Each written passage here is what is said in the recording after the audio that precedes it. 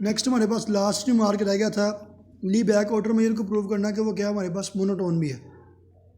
अब मोनोटोन के लिए आपको पता दो सेट लेते हैं ए और बी, और ए सबसेट किसका होगा बी का, तो फिर इस पर अप्लाई होने वाली ली बैक ऑर्डर मेजर लेस होगी बी पे अप्लाई होने वाली ऑर्डर मेजर से। अब लेट कर लें ए और बी दो सेट ले लिए मैंने किधर से, उस स्टाइलिश ए सेट में से सब कोई दो सेट उठा लिए हैं। अच्छा, अब ए का भी ओपन कवर होता है बी का भी ओपन कवर होता है। सबसे पहले ए तो कंटेंट किस में है बी में, और फिर कंटेंट किस में होगा यूनियन ऑफ ओपन सेट में। मैंने ओपन कवर लिख लिया, ये बी का ओपन कवर है। अब ऑब्वियसली बात है जो बी का ओपन कवर है वो ए का भी ओपन कवर होने है, क्योंकि बी सुपर सेट है ए सब सेट है। तो जो यूनियन ऑफ सब सेट्स बी को कंटेन करते हैं वो ए को भी मस्ट कंटेन करेंगे।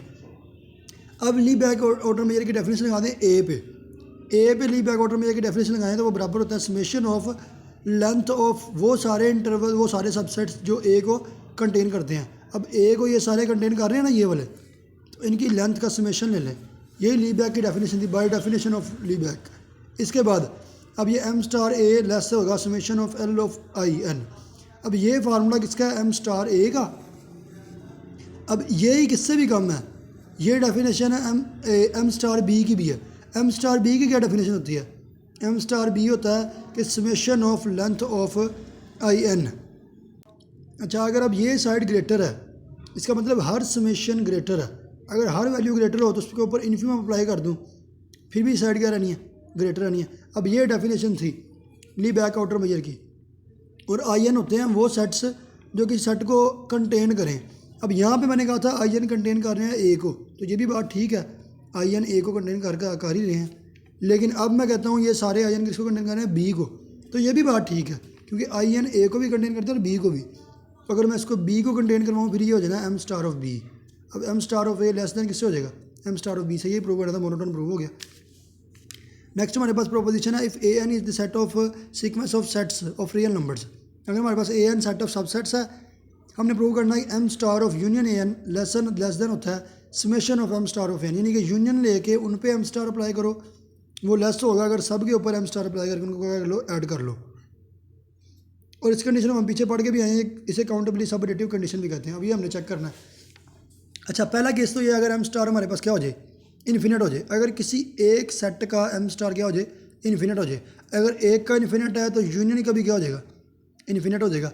अगर किसी एक का इन्फिनिट है तो सम ऑफ किसी सम में अगर एक नंबर भी इन्फिनिट आ जाए वो भी क्या होता है इन्फिनिट, यानी कि ये साइड और ये साइड क्या हो जाएंगी इक्वल हो जाएंगी। हमने जो प्रूव करना है वो लेस देन इक्वल टू था, लेकिन इक्वल प्रूव हो गया अगर केस क्या हो अगर आंसर इन्फिनिट आ रहा हो। तो पहला पार्ट तो यहाँ तक हो पहला केस तो यहाँ तक हो गया। नेक्स्ट है हमारे पास case 2। Now suppose that M star A N is finite. अब हमने इन्फिनिट नहीं लेना, इन्फिनिट के लिए तो प्रूव हो चुका है, अब ले लिया फाइनाइट। अगर फाइनाइट है अगर हमारे पास M star of A N के फाइनाइट है take up silent and for each N let I N I be countable collection of open intervals. अच्छा, अब हमने आई एन कलेक्शन ले ली किन की ओपन इंटरवल की, और कह दिया कि आई एन क्योंकि ओपन कवर बनाते हैं तो ए एन कंटेंट किस में होगा यूनियन ऑफ आई एन के सेट्स। ये हमारे पास कहाँ से आया, मैंने फिर ओपन कवर की डेफिनेशन लगा दी है। ए एन अगर कोई भी सेट है तो यूनियन ऑफ ओपन सेट्स के अंदर कंटेंट ही होगा। ए एन कंटेंट किस में होगा यूनियन ऑफ आई एन में। आई एन कोई कलेक्शन है काउंटेबल कलेक्शन है, बस ये पता। अच्छा, इसके बाद हमने क्या किया ये प्रॉपर्टी लगा दी। रिमार्क नंबर 2 प्रूव किया था कि summation of length of open sets less than होती है Lebesgue outer measure of A N plus epsilon number 2n। यहाँ पे एप्सिलॉन था, यहाँ पे क्या लगा दिया एप्सिलॉन नंबर 2n। ये कहाँ से लिया भला, ये देखें ज़रा रिमार्क नंबर 2 में ये लिखी हुई लाइन, इसको मैंने यूज़ कर लिया। सिर्फ एप्सिलॉन की जगह एप्सिलॉन नंबर 2n लिख लिया क्योंकि वो भी छोटा नंबर है, कोई फ़र्क नहीं पड़ना। इसके बाद अब union of A N subset किसका होता है यूनियन ऑफ ए एन की जगह पे क्या कर दिया आई ऑफ एन, इधर हमने सिर्फ यूनियन अप्लाई कर दिया।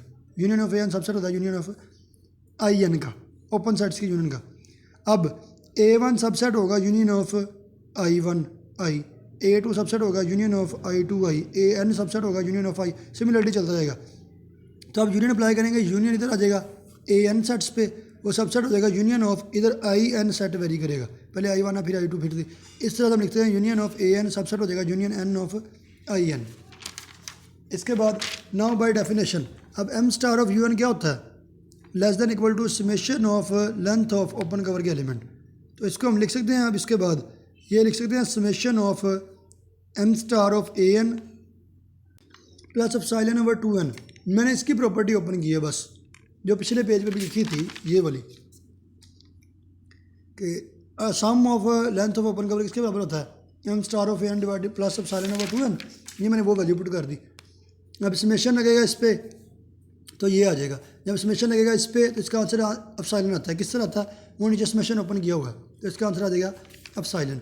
अब M star of U A N plus union of A N less than किससे है, summation of M star A M plus epsilon.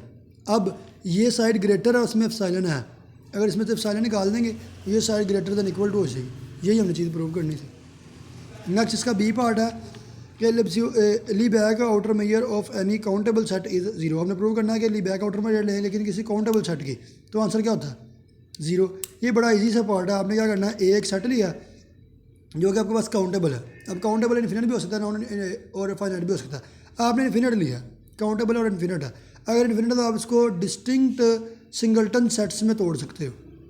ये अब चल रहा है ना x1 x2 x3 xn up to सोन, तो इसको आप लिख सकते हो इस तरीके से x1 x2 x3 x। अब आपने प्रूव करना है कि इसकी ली बैक आउटर मेजर क्या होती है, ज़ीरो।